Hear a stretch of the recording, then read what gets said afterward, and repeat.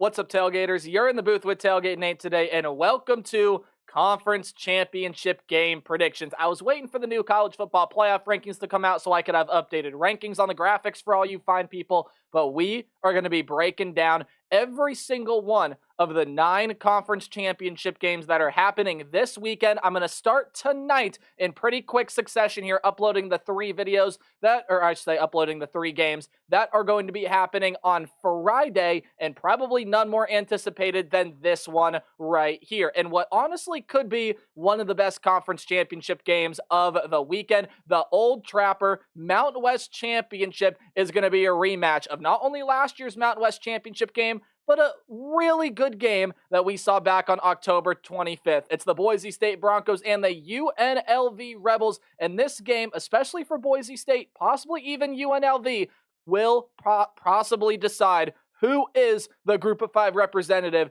in the college football playoff. Ooh, this is going to be such a fun game. Sit back, relax, and enjoy this video, and thank you for clicking on this video, for wanting to watch this video. If you want to watch more of my videos, hit the subscribe button and ring the bell so you know when videos get uploaded. You can also like, comment, share. That all helps to support the channel. And if you want to support me outside of YouTube, please give me a follow on Twitter or X. It's at TailgateNate29, and I'd be really appreciative if you would give me a follow over there. So without further ado, ladies and gentlemen, I give you this game right here, the UNLV Rebels and the Boise State Broncos. We're going to break this one down for you, and in case you haven't been on the channel before, here's how we do preview predictions on the channel. We're going to go through some keys to the game when each team possesses the football. So first up, we're going to go through some keys to the game for this UNLV offense against the Boise State defense, and then we'll flip it. We'll look at the Boise State offense against the UNLV defense. At the end of the video, I'll give you my final thoughts, kind of some ways I think this game is going to play out, how I think the game is going to play out,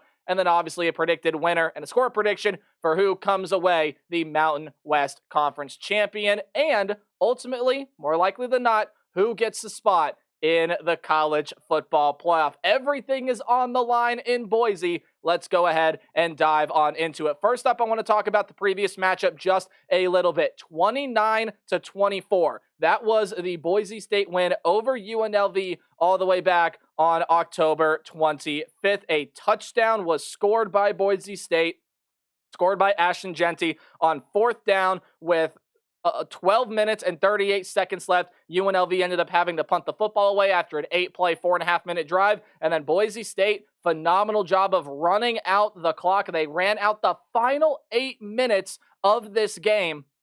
And that is how Boise State was able to beat the UNLV Rebels in Vegas. It was such a good game, an instant classic. And both of these teams have played really, really good at football since then. So let's go ahead and start diving on in to some of the keys when UNLV has the football. Now, we've talked about this offense before, but in case you forget, this is a UNLV team that is really, really talented offensively. It can run the ball. It has shown the ability to throw the ball, and I'm going to talk more about that in a second, but I want to start out with this UNLV run game. In the previous matchup against the Boise State Broncos, UNLV, they were able to run for 188 yards and 5.2 yards per carry. A lot of that was on the back of Malik Williams, who had 105 yards and 1 touchdown in 19 carries. Pretty effective throwing the football in that game as well. But Jaden Thomas is also a really good back for this team. And you take a look at what these two guys did last week against Nevada. Both of them, I think, had over 10 carries and over 100 yards with a touchdown to their names last week. If both of those guys, if the quarterback Malik Williams and Jaden Thomas are going to get over 100 yards rushing in this game, Boise State's got a really good rush defense, but it's going to be really, really tough to stop. And UNLV is going to look to try to replicate the formula that they used on October 25th against Boise State when, again, as I just said a moment ago, they ran for nearly 200 yards. Again, I believe 188 to be exact on that. And when you take a look at UNLV's offense elsewise, they don't really turn the football over. However, in the game against Boise State on October 25th, they did have a turnover in that game. But this is also a UNLV team that kind of has their wide receivers get overshadowed. And it gets overshadowed because they have a lot of really good backs back there. Jaden Thomas, Malik Williams, even a guy by the name of Kylan James is going to get a carry here and there, can definitely affect the game as well. But when you take a look at this wide receiver room, you got Ricky White III, who's a 1,000-yard receiver this year, and DeJesus, Jacob DeJesus. Both of them are absolutely phenomenal talents, and especially when you compare what UNLV wants to do with the way the stat sheet panned out against Boise State, I think they're going to look to try to get the ball in the hands of White and DeJesus a little bit more. So that is my first key. Expect a lot of Haj Malik Williams, a lot of Jaden Thomas, Jaden Thomas, sorry. You can also expect Kylan James to get some carries in there as well. It's going to be a heavy rushing attack for the UNLV Rebels. Again, they ran for 5.2 yards a pop against Boise State the last time. They've proved that they can do it against this Bronco front. Obviously, the Broncos, I think, going to be a little bit tougher this second time around, but I think in order to mix that up, UNLV is going to try to get White and DeJesus a little bit more involved in what the offensive game plan wants to do. But this Bronco defense is all about pressure and physicality. They are one of the best pass rushing teams in the entire country.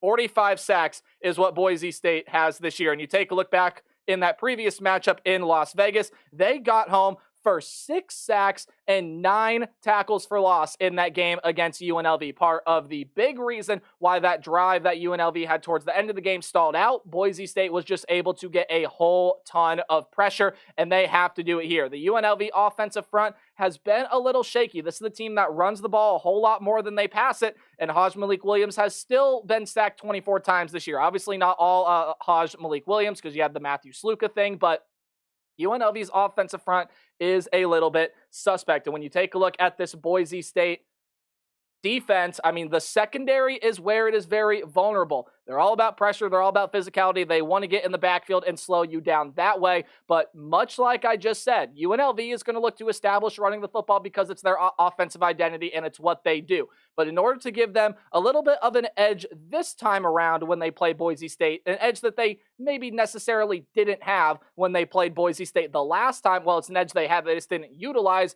You have to utilize Ricky White. You have to utilize Jacob DeJesus because this Bronco defense, or I should say this Broncos secondary, is what troubles Boise State on the defensive end. Now, I will say when comparing these two offenses, yes, Boise State, I do believe, outgained UNLV in that game. Yes, they did by almost 30 yards. I think 27 yards exactly is what Boise State outgained UNLV by in that previous matchup in Allegiant Stadium in Vegas. But UNLV was better on a yards per play basis. They threw the ball for more yards per play. They ran the ball for more yards per play. And that is definitely going to help their case here in what's going to be a very tight-knit, very, very close game. And maybe a little spoiler for my prediction there. But now let's talk about keys when Boise State has the football. We all know the focus of this Boise State offense, and it is the Heisman Trophy contending running back in Ashton Jeanty. Again, if I had a vote to throw towards the Heisman Trophy, it would go to Ashton Jeanty. 2,288 yards,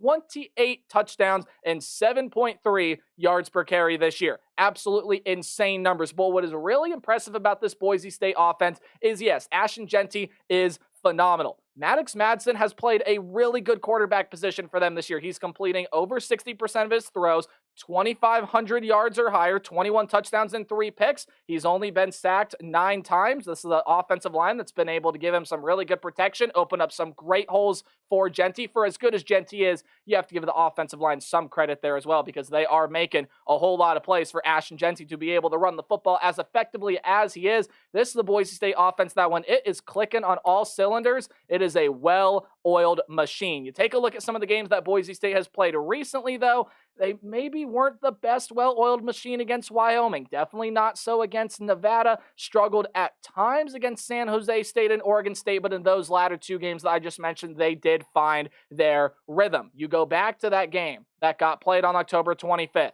And I keep going back to it because, again, we've already seen these 2 teams play each other, so you kind of already have a good idea of what it's going to play out like. This was the only game where Ashton Jeanty did not have a run longer than 30 yards, and in that same game, he didn't have a run longer than 20 yards. His long run in this game against UNLV was only that of 16 yards. We know how much Ashton Jeanty likes to break off big runs.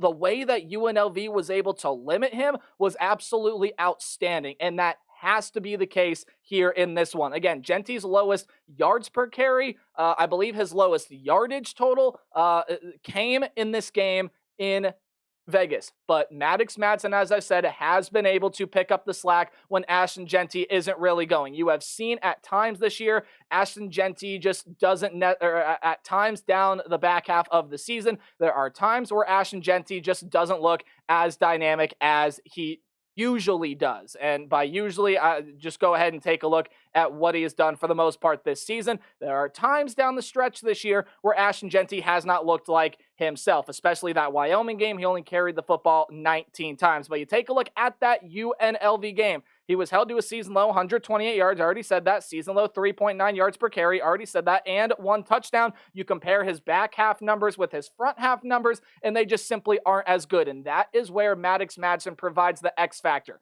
Much like the Boise State defense, this is a UNLV defense that is a really, really good run defense. You saw by how well they were able to limit Ashton Jeanty in their previous game, comparatively speaking to what we know Ashton Jeanty can do. Right, 128 yards is not that impressive for Ashton Jeanty.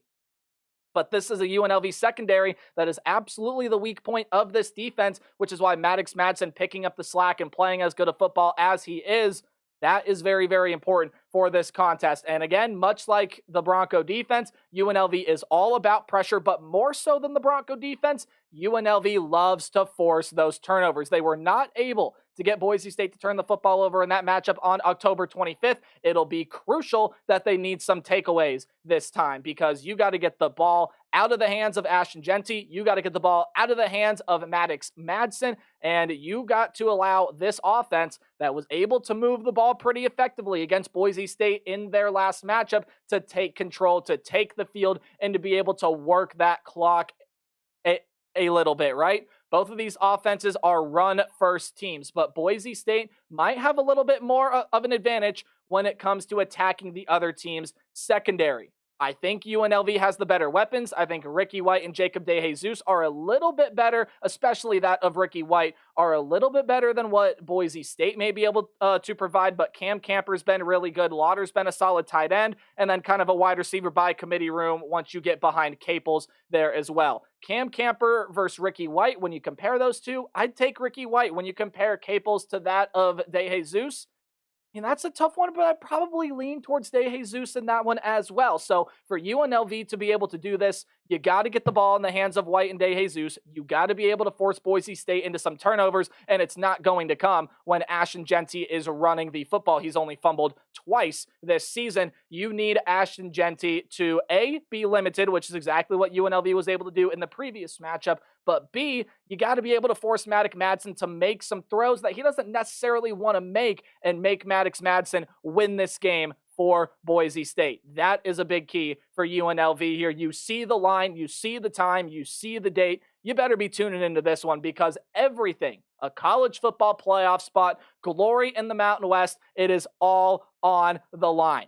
UNLV has some matchup advantages they can take advantage of. Again, this is going to be a team that's going to look to establish to run the football first. But as I mentioned, you have Ricky White, you have Jacob DeJesus. You have to be able to use them to exploit this weakened Boise State, or I should say this weaker Boise State secondary as you compare them to the defensive front. Now, you could say the same thing about Boise State here as well. Two very similar style teams. But I'm going to go with the team that I feel like has the best player, and that is Ashton Jeanty. UNLV may be able to limit him, and I don't think Jeanty is going to pop off for 200 yards, 3 touchdowns. He's not going to have that type of game against this UNLV run defense. But the way that Ashton Jeanty has played this year, I don't think he's going to let his team lose. The way that Maddox Madsen has played this year, I trust Maddox Madsen a little bit more than Hajj Malik Williams from a passing standpoint to be able to affect this game, which I think is going to come into play big time. And Boise State is just statistically better, and they've shown that they have been better at being able to get pressure. They did it against UNLV. That was on the road. Now this game is at home, and I just don't think Boise State is going to lose on the blue turf. This is going to be a close one, but I got the Broncos by a score of 30-27, and with that, Boise State will clinch a first-round bye in the college football playoff. Let me know what you guys think in the comment section down below. Remember to play hard but tailgate harder, and I'll see all you guys in the next video. Goodbye.